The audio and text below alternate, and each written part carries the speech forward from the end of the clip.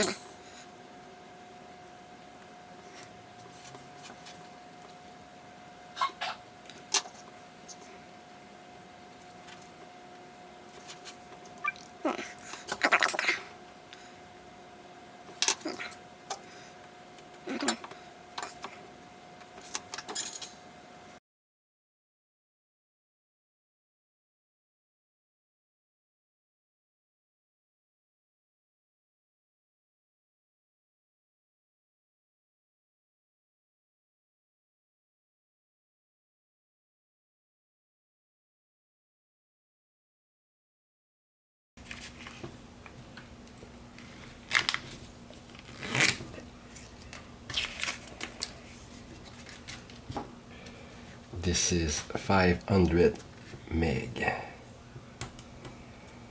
1, 2.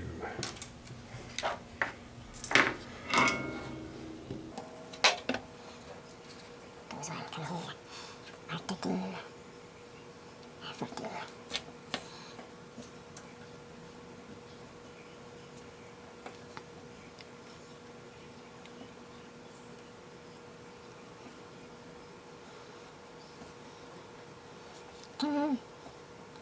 Here.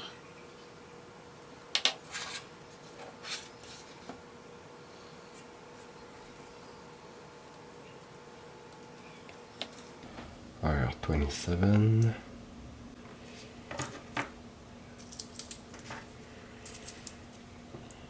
IC3.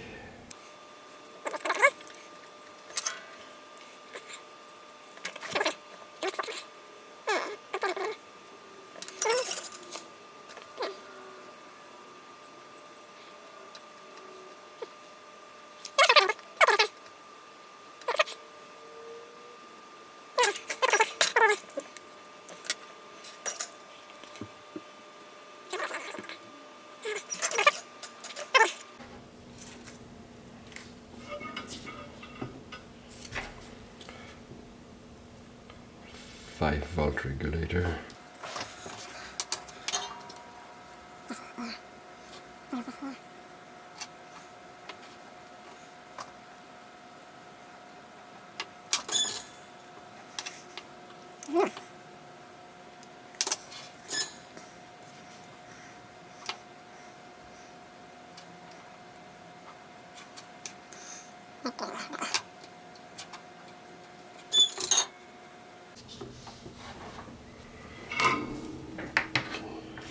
T2.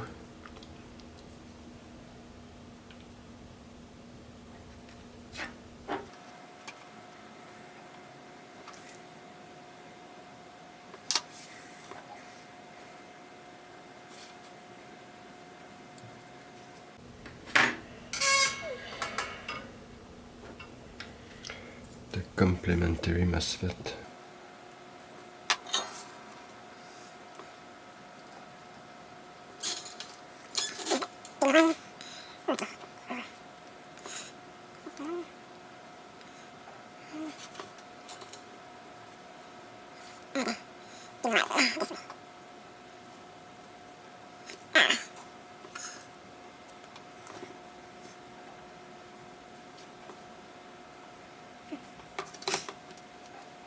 Just want to see the blue one.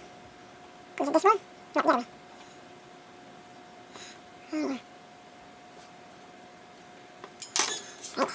What's also there?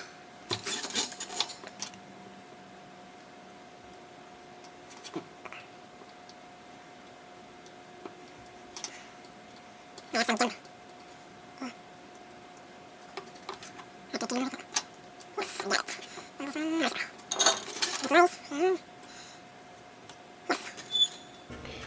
D1 and D3.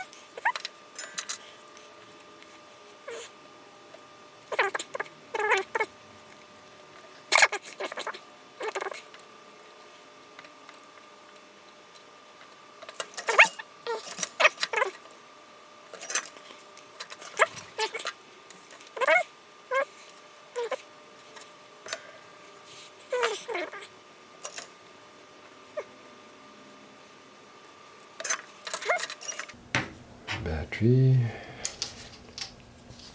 Just before to do this, just be sure to didn't have any short.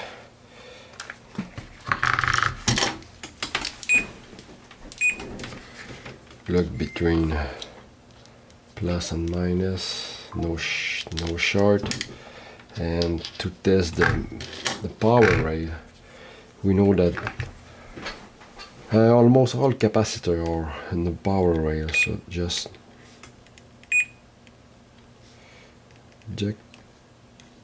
checking those capacitors to be sure. We're good. Good. So now we know we didn't have any short.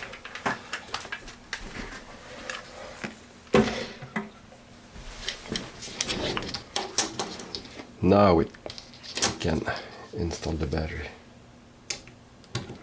Yeah, it's alive.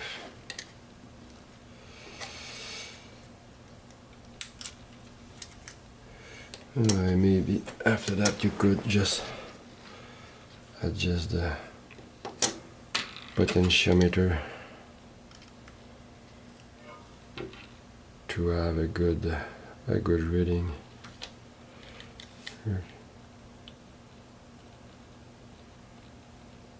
I don't know on the camera, but on my side this is pretty good.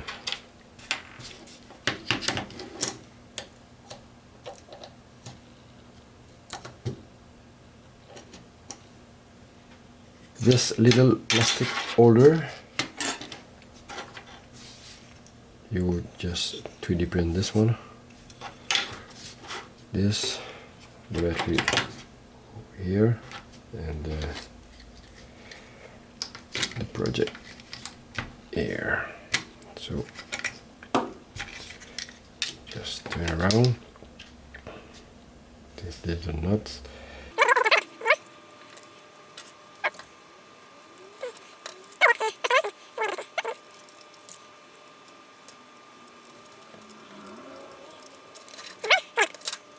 I installed the switch, the screws. I hide the cable behind the display. I installed also the nut. Was not too difficult. Just take the time to do it.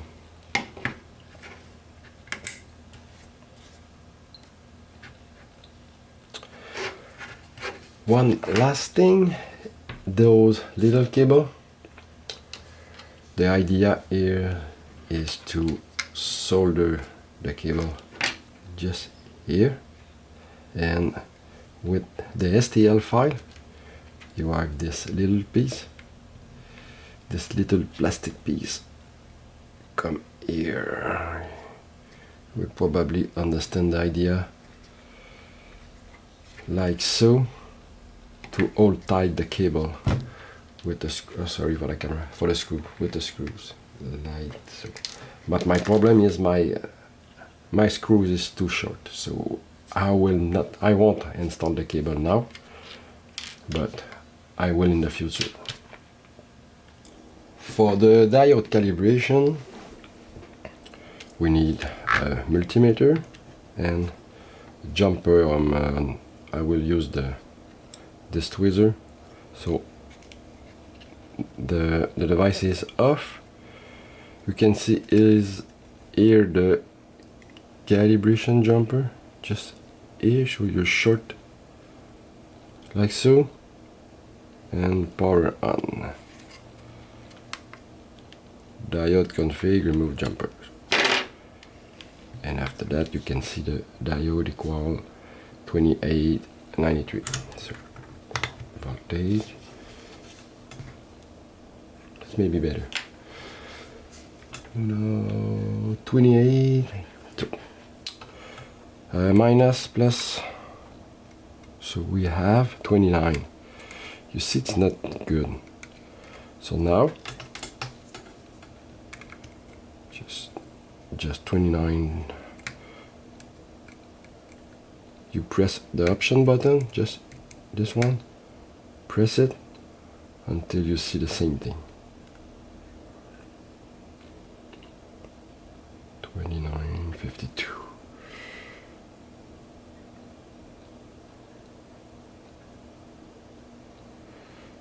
Yeah, I know it's long, but we do that just one time. After that, the config is saved in EEPROM. Okay, we're close. There we go. It's normal because with charge, without any charge, the multimeter has 10. Okay, I found the screw, so I will be able to install the cable.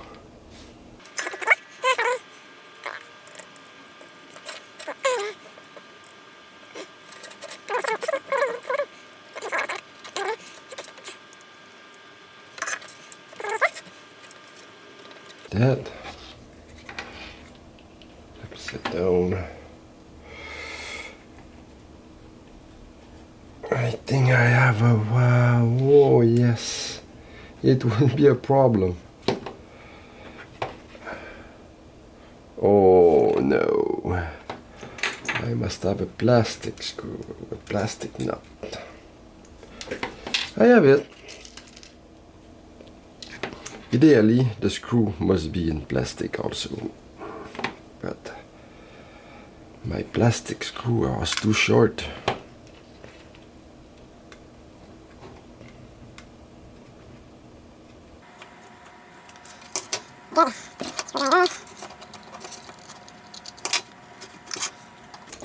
Now the cable are tight.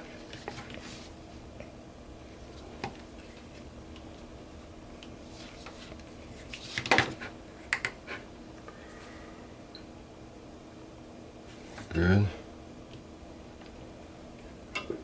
You see, I just touch the lead.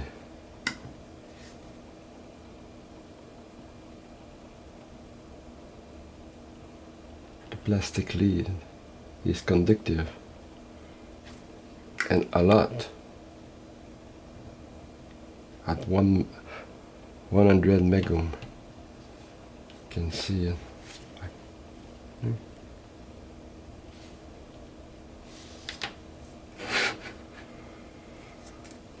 Okay, I think we're good to do some tests. This is version 1.2. This is version 1.1. It's almost the same. The PCB is a bit different, and this one is also version 1.1. All three trees are working fine.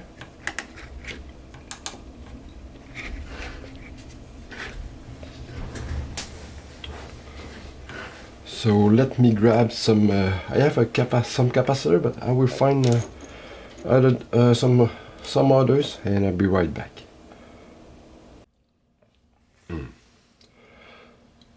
Now I will explain the difference between both those testers. Both are the same, except this one have a 10 gigohm resistor at the base, and this one have a 1 gigohm resistor at the base. So this one is more sensitive than this one. The problem is sometimes we could think that all capacitor with this one are defective, but it's not. It's so really sensitive. You will see. I will just show you the difference. I need my power supply. Hang on. Okay, I will start with this one. So this is a 50 gigohm resistor. 50 gigohm. Part number DG key.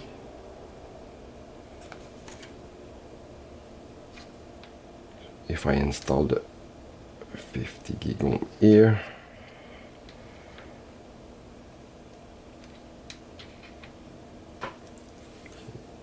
see, it's not detected.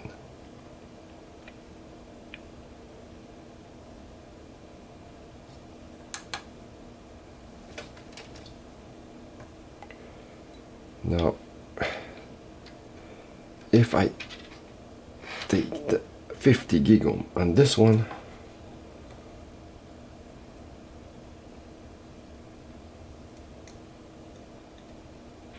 look, is detected, and a lot. The LED is on. So it's not noise, because if I just touch one lead, another is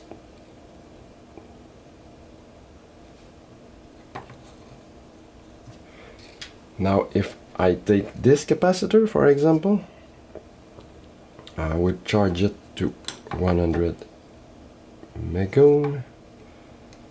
So we charge it.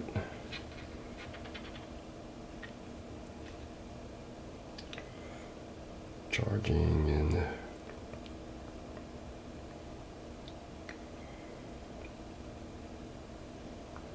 okay, and I go back to 10 gig ohm.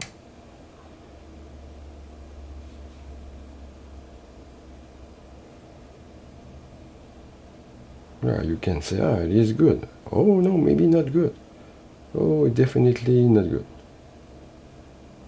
You see? So sensitive. But I know this capacitor is good. But it's as you wish. If you know the device, and you can say, it's leaky just a bit, but I know it's good. If I test the same with this one, with the 1 gig ohm, I think the 1 gig ohm at the base, it's the sweet spot. Okay, I charge it to reflect. Okay, it's good. 1 gig ohm.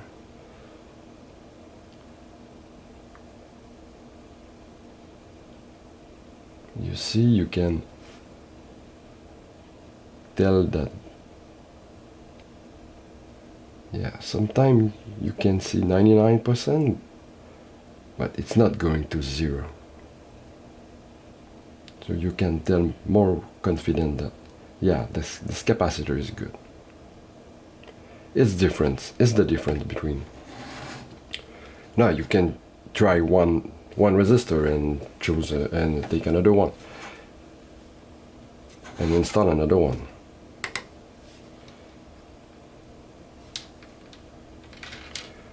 On this model, I have installed two 500. Yeah, those one. R13 and R14. It's 500 megohm each for 1 gig ohm. On this one,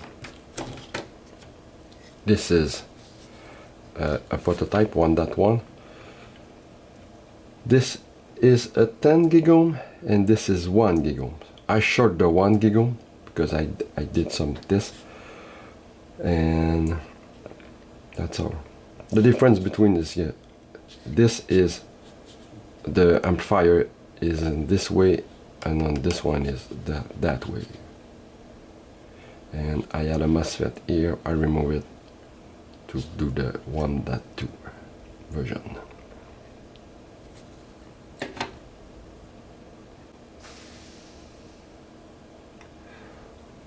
More tests. This one and this one are exactly the same. Not exactly, but it's the same part. 1.1 instead of 1.2, but it's the same resistor, same sensitivity. This one is the 10 gig ohm. Now test this little capacitor. Sorry. It's an old one. I took this capacitor on an old heat kit. I remove it. It's old. It's probably defective. Just test it. 100, and it's red. It's good, and it is really good.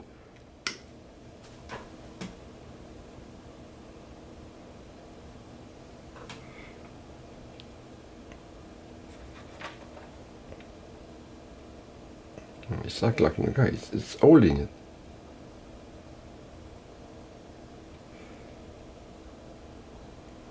Yeah, it is holding. Just in comparison, this one, that 005 micro 600 volt. Yeah, it was the same. Is it the same? Yeah, that 005. Or side fold is here, but I don't think the outside fold is really important in that case. So power on this one, 100 mega ohm.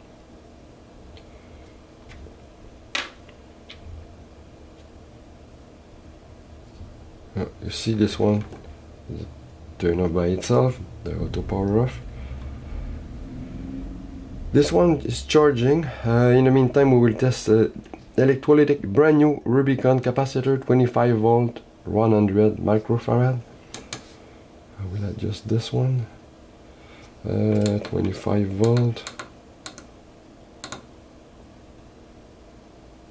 25 volt plus. And an electrolytic, you test what? 100K.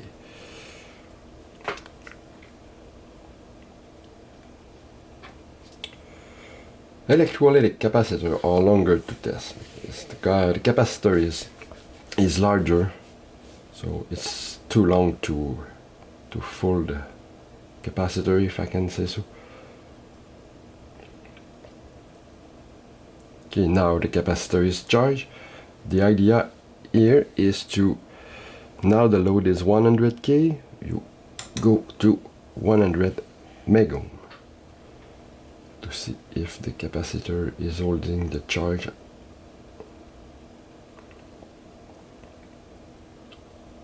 And I test a lot of electrolytic capacitor. It's all a bit leaky, and it's just normal. It's just like that.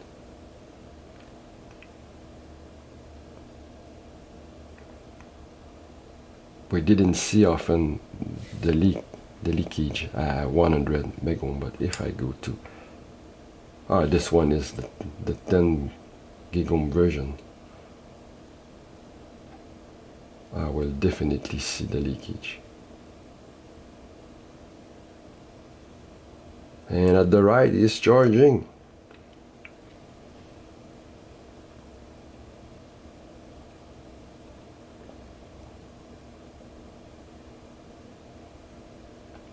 It's really good.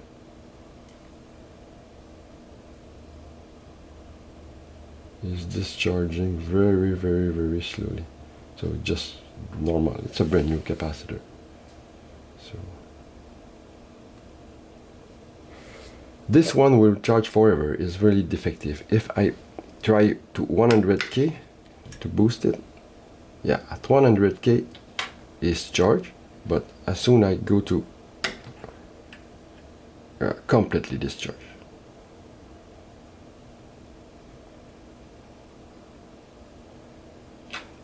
When I turn off the device, the capacitor is discharging through this LED. So I don't know if you will see the capacitor is very little charge. Yeah, this one is discharging. It's normal.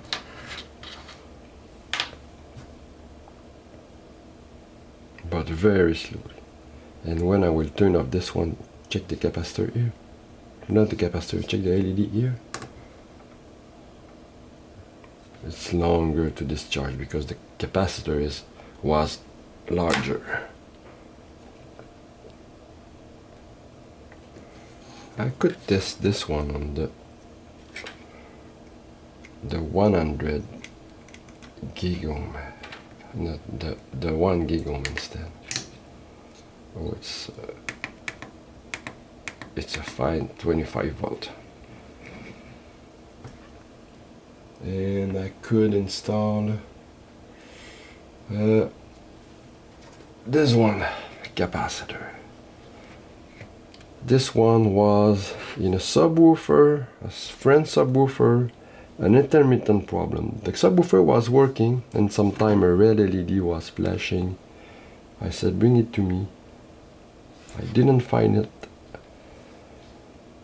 but intermittent problem is hard to find, but I'm finding it. Look, it's good. Empty already. Good. You see?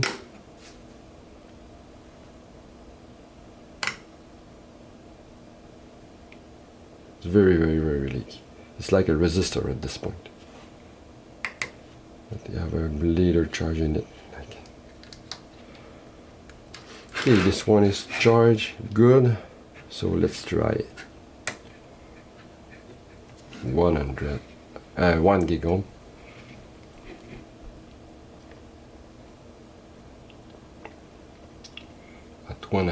At 1 gig ohm, I will hold the capacitor a very long time before I see something. So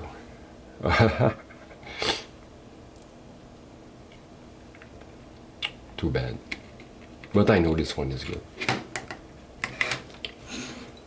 Okay, just showing you now some diode test.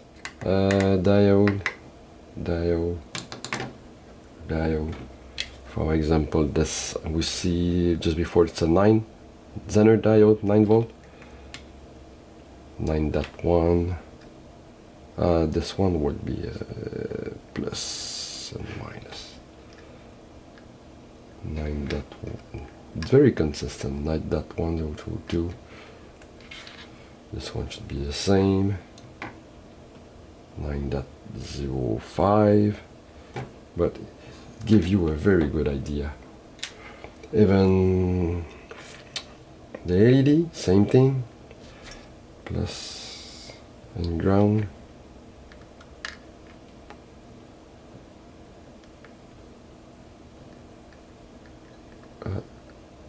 It's a 1.82 volt. Those are Zener diode, surface mount Zener diode.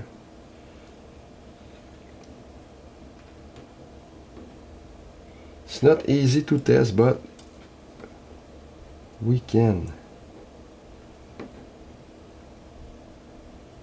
Oh, this is ground.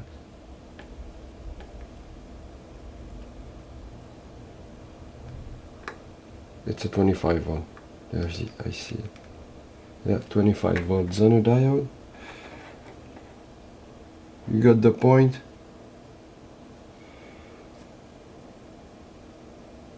This one.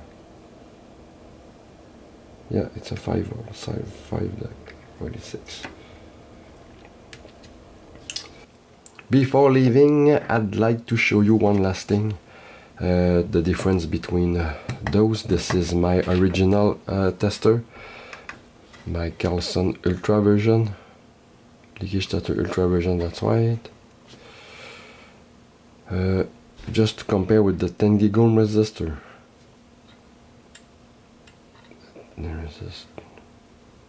See,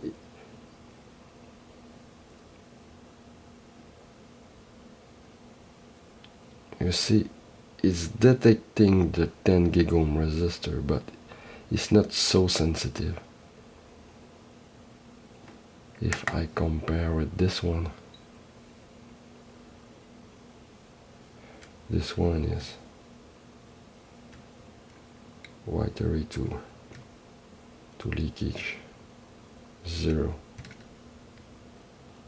and it's not the most the most sensitive is this one with the 10 gig ohm at the base.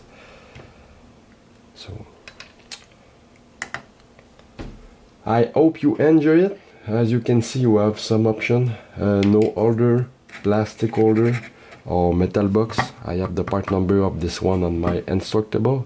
By the way, my link is below, the link for my Instructable.